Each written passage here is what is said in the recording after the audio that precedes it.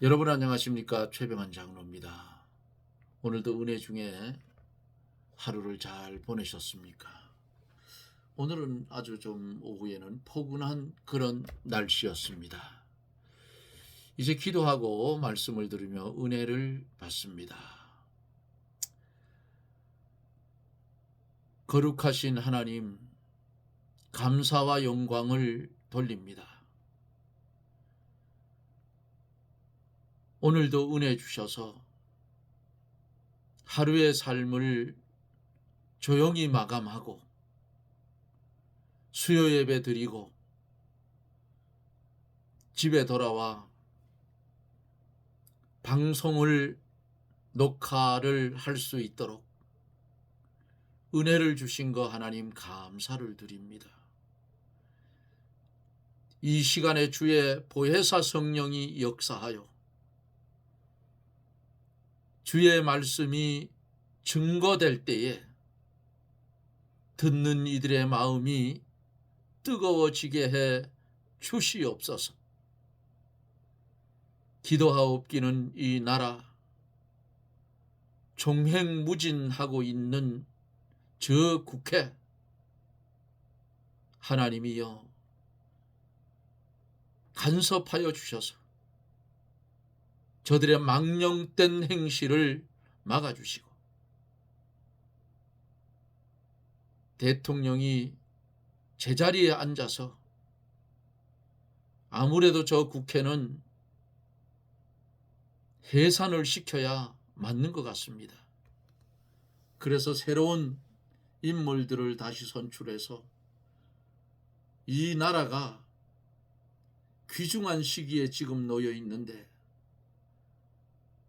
어리석은 야당들이 다 망가뜨리고 있어서 해산을 시키고 다시 총선을 해야 될 것 같은데 하나님이 이 일을 진행하여 주시옵소서. 그래서 나라가 바로 세워지고 복음으로 통일되어서 북녘 땅에 신음 고통하는 하나님의 백성들을 건져내게 하여 주시옵소서. 주여 도와 주시옵소서. 이 시간에도 멀리는 외국에서 가까이는 국내에서 방송을 연결해서 하나님의 말씀을 들을 하나님의 백성들의 중심을 붙드시고 보혜사 성령님 역사하여 말씀을 통하여 아버지 성령의 감화와 감동이 있어져서 깊이 깨닫고 주의 말씀에 순종해 살아갈 수 있는 큰 은혜를 주시옵소서. 영광을 우리 하나님 받아주시고 무한한 은혜의 시간 되게 하여 주옵소서. 예수님 이름으로 간구하옵나이다. 아멘. 하나님의 말씀 고린도후서 2장 5절로 11절입니다. 어제 4절까지밖에 못했죠. 고린도전서 2장 5절로 11절. 근심하게 한 자가 있을지라도 나를 근심하게 한 것이 아니요 어느 정도 너희 무리를 근심하게 한 것이니 어느 정도라 함은 내가 너무 심하게 하지 아니하려 함이라. 이러한 사람이 많은 사람에게서 벌 받은 것이 족하도다. 그런즉 너희는 차라리 저를 용서하고 위로할 것이니 저가 너무 많은 근심에 잠길까 두려워하노라.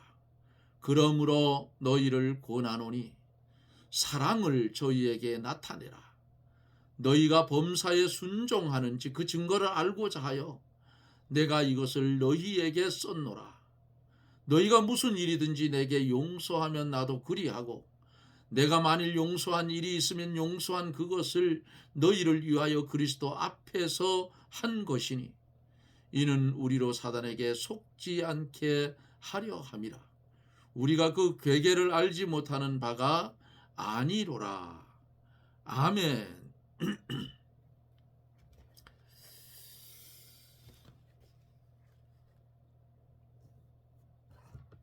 어제 우리가 말씀을 들으면서 은혜를 받은 것은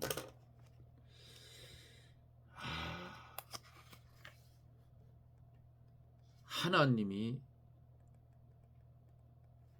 우리에게 주신 그 직분, 사명, 이런 것을 감당하는 데 있어서 사도 바울이 행한 그 행적,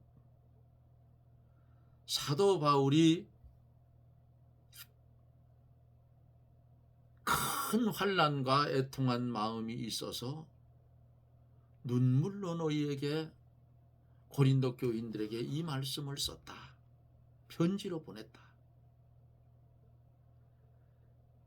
이 편지를 보낸 것은 고린도 교회를 향하여 넘치는 사랑이 있음을 너희로 알게 하려 하노라.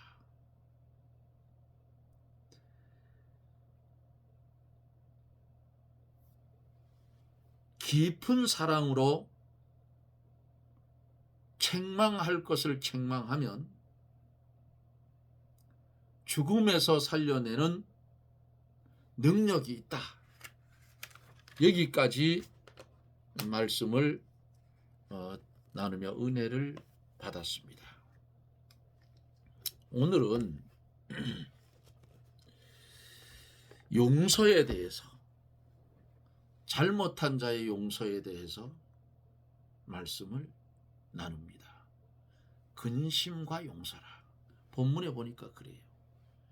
5절에 보면 근심하게 한 자가 있을지라도 나를 근심하게 한 것이 아니요 어느 정도 너희 무리를 근심하게 한 것이니 어느 정도라 함은 내가 너무 심하게 하지 아니하려 함이라 그랬습니다.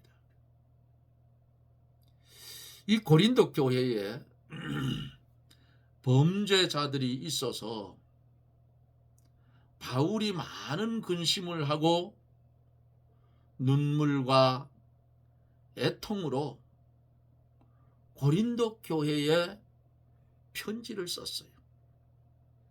그러나 그 범죄자들이 회개한 후에는 바울이 너그럽게 사랑으로 용납해 주었다 했습니다. 범죄자들을 직접 지적하지 않고 근심하게 한 자가 있었을지라도 라고 가정을 해서 부정사로 지칭한 것은 바울 사도가 그들을 용납하는 모습이다 그 말이에요.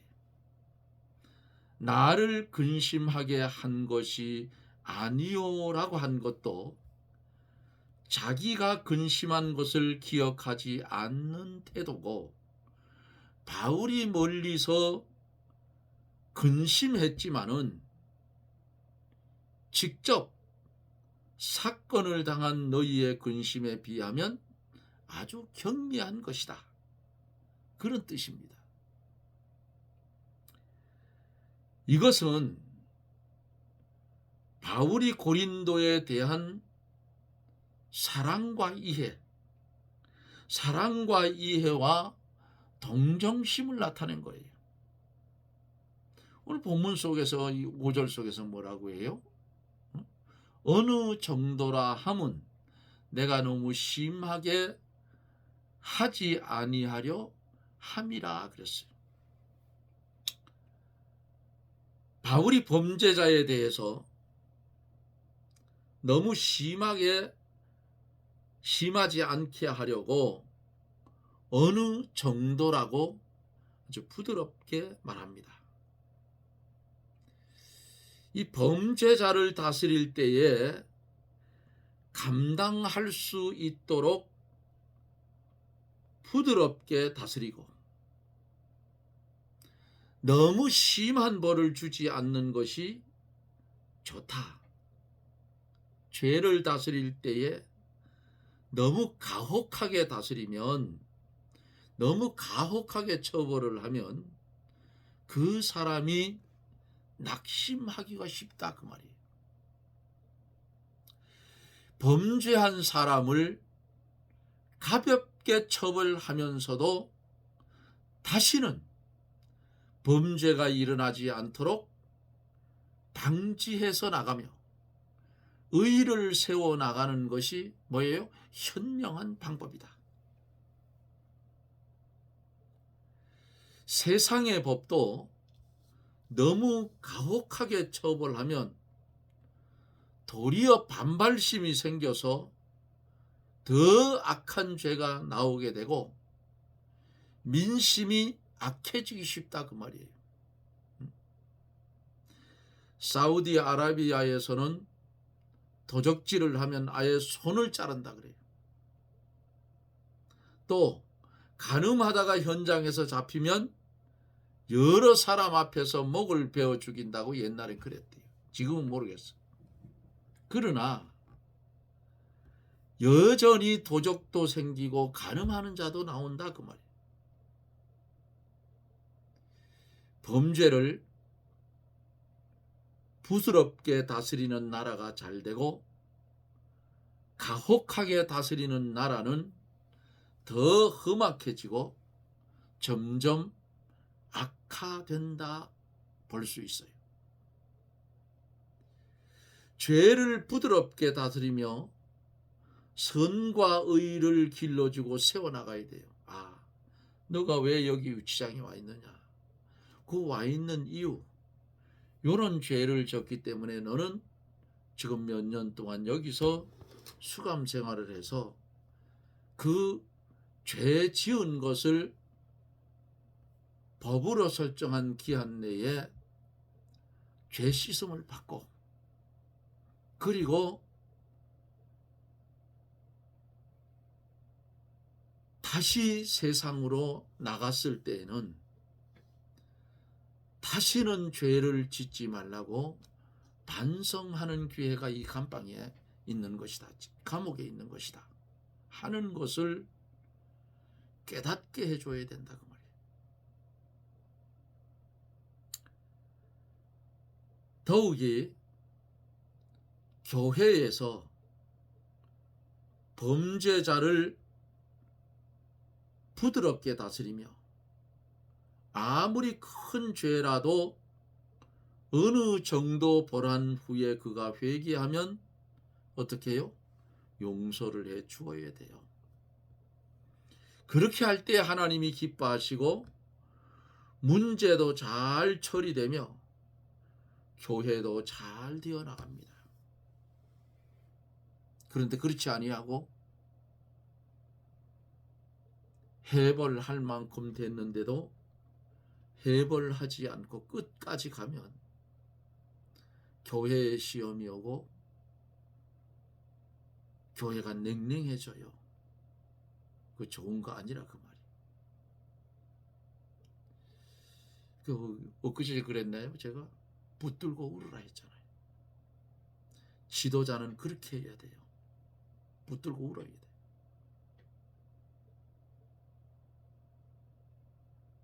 어떠한 물질 문제로 교회의 그 헌금 관리하는 분들이 잘못해서 그 돈을 유용해 썼다. 가까운 예가 있어요. 어느 교회 장로님이 교회 건축헌금을 가지고 자기 사업체 리모델링을 했어. 그리고 문제가 터지니까 그 교회에 장로 사면을 했어요. 뭐 돈은 해결했겠죠. 그리고 어느 날인가 그 장로가 목사님과 교인들에게 정말 용서를 빈다고 시간을 정해놓고 음식점에서 음식을 대접하려고 했는데 그날 새벽에 하나님이 그 장로님 데려가 버렸어요. 우리 하나님 무서운 하나님이에요.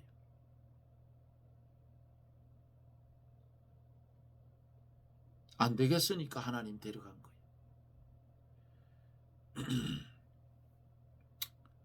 그런데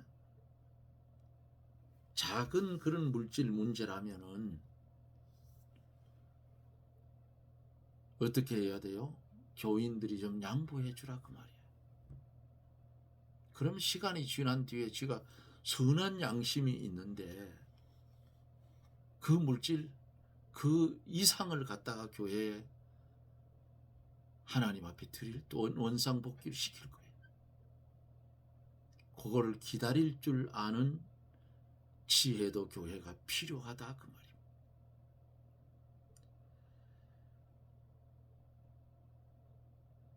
죄를 미워하다가 사람까지 미워하면 안 되는 거예요. 죄를 책망하되 회개하면 어때요? 너그럽게 용서해 주어야 해요. 언제나 죄는 미워하고 사람은 사랑해야 된다고 성경은 그렇게 말합니다. 6절에 보면 이러한 사람이 많은 사람에게서 벌 받는 것이 족하도다. 고린도 교회의 범죄자가 벌써 많은 사람에게 벌을 받은 거예요. 왜냐하면 바울이 편지로 책망하였기 때문에 그 후 교회에서도 책망을 했을 거예요. 그래서 벌써 그들이 벌을 받았으므로 벌을 받았으므로 어느 정도 벌을 받았으면 그것으로 족하다고 말씀한 거예요. 7절에서 그런즉 너희는 차라리 저를 용서하고 위로할 것이니 저가 너무 많은 근심에 잠길까 두려워하노라 그랬어요. 이제는 그들이 그만큼 벌을 받았고 회개하는 단계에 있으니 차라리 저를 용서하고 위로해 주는 것이 옳다 그 말입니다.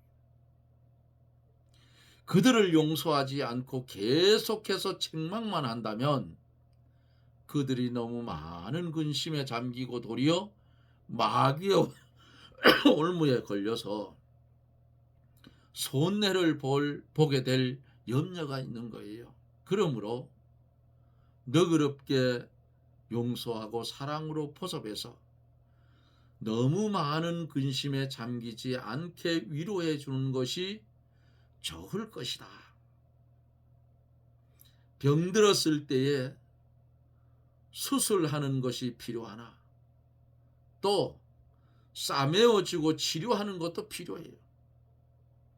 수술한 후 싸매어 주지 않고 치료하여 주지 않으면 도리어 수술 안 한 것만 못합니다. 제가 전에 다니던 교회에 우리 5명이 안수 집사를 장립을 했는데 안수를 받았는데 제일 나이 많은 집사님이 어떤 모임에서 과음을 하셨던 것 같아요. 이제 아주 오래됐으니까. 그 집사님은 고인이 되셨고. 그래서 어느 날 교회를 갔더니 교회를 안 왔어요. 그래서 우리 동료 집사님 보고 집사님 왜 그 집사님 안 나오셨어? 이러니까 나를 집사님 몰라 이래서 뭘 말이요? 아이고 어제 난리가 났었잖아. 뭔 말인데? 그러니까 그 모임에 갔다고 이거 한잔 했던가 봐요. 주사가 있었던가 봐. 옛날에 먹던 분이니까. 그래서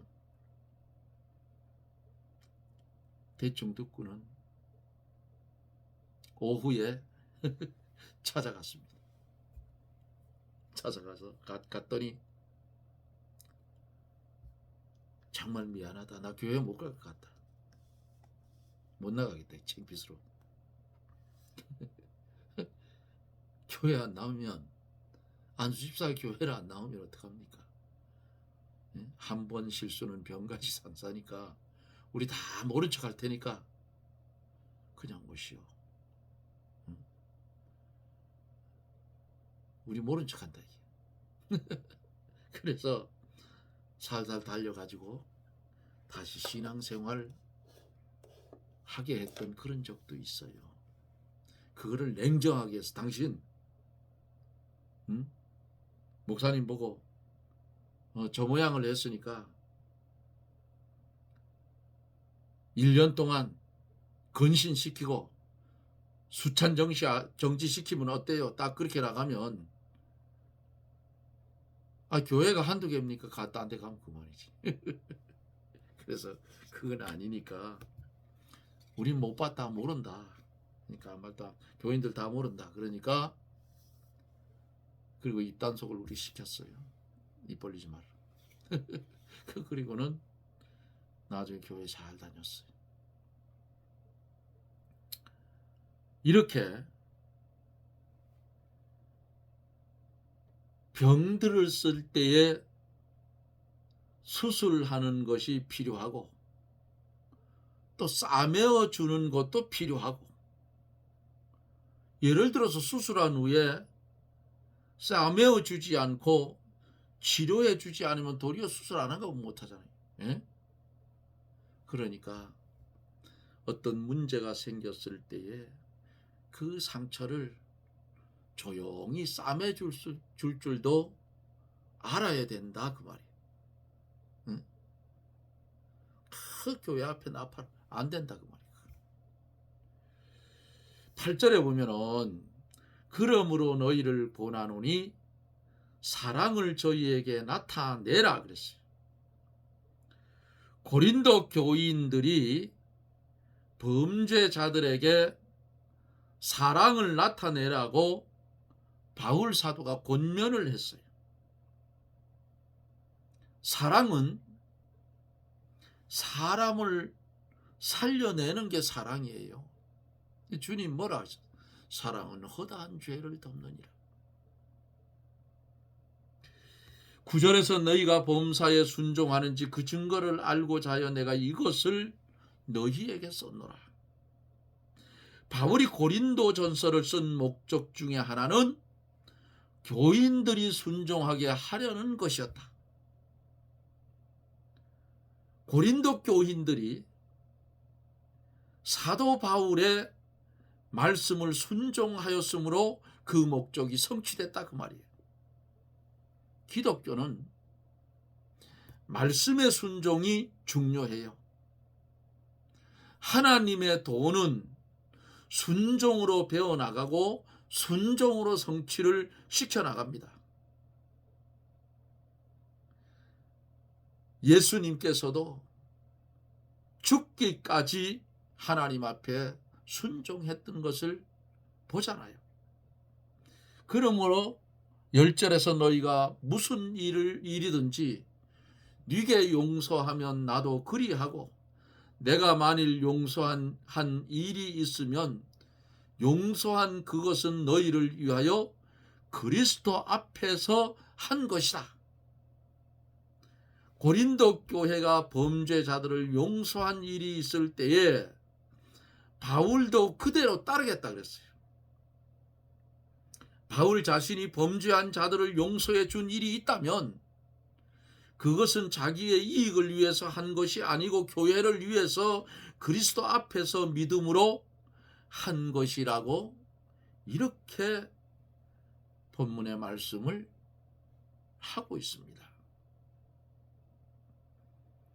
11절에서 이는 우리로 사단에게 속지 않게 하려 함이라.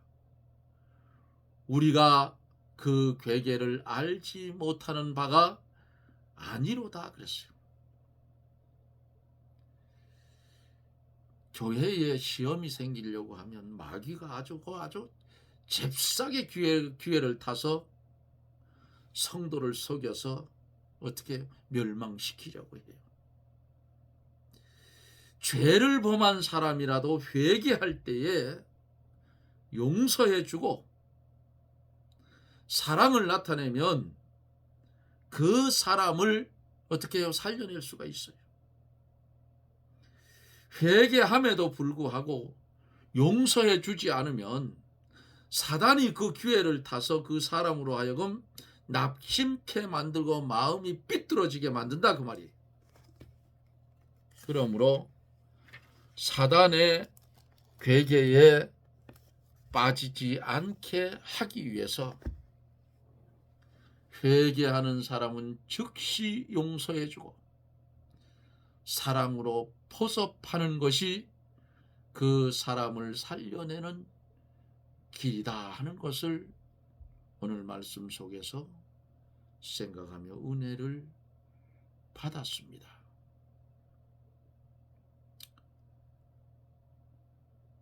우리가 세상에 살아가면 수없는 사건을 만나고 수없는 시험을 당하고, 응?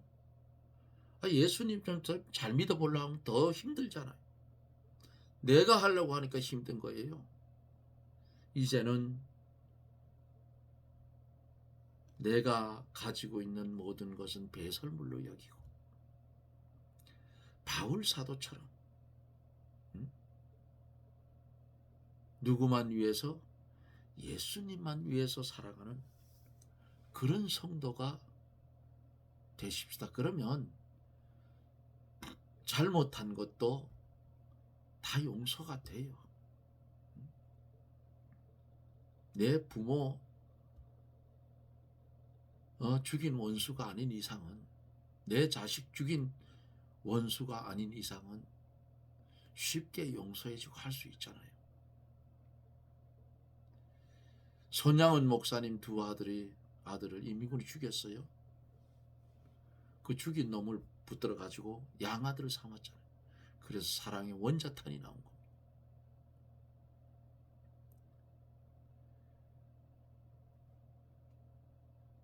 사랑하는 성도 여러분, 사랑을 받으려고 하지 말고 주님이 주신 그 사랑 받아서 사랑을 나누어 줄 줄 아는 그런 성도들이 되어지기를 예수님 이름으로 축원합니다. 아멘. 기도합니다. 할렐루야. 고마우신 하나님, 감사와 영광을 돌립니다. 부족하여서 주 앞에 머리조차 들 수 없는 우리들이지만은 주님 우리를 사랑하여 주셔서 이제는 은혜 아래 주의 보호를 받으며 주님이 주신 복락을 누리며 살 수 있게 하신 우리 아버지 하나님, 다시금 감사를 드립니다. 하나님이 주신 사랑, 우리도 그 사랑을 베풀며 살게 해 주시옵소서. 예수님 이름으로 기도드리옵나이다. 아멘. 여러분 고맙습니다. 날씨가 추웠다 더웠다 해서 아주 한절기 감기가 조심해야 돼요. 걸리면 아주 심한가 봐. 저는 하나님의 은혜로 코로나 이후에는 감기 걸린 적이 없어요. 하나님 은혜잖아요. 요런 말 하다 또 걸리는 수가 난다니. 나라와 민족을 위해서 쉬지 말고 기도해 주고요.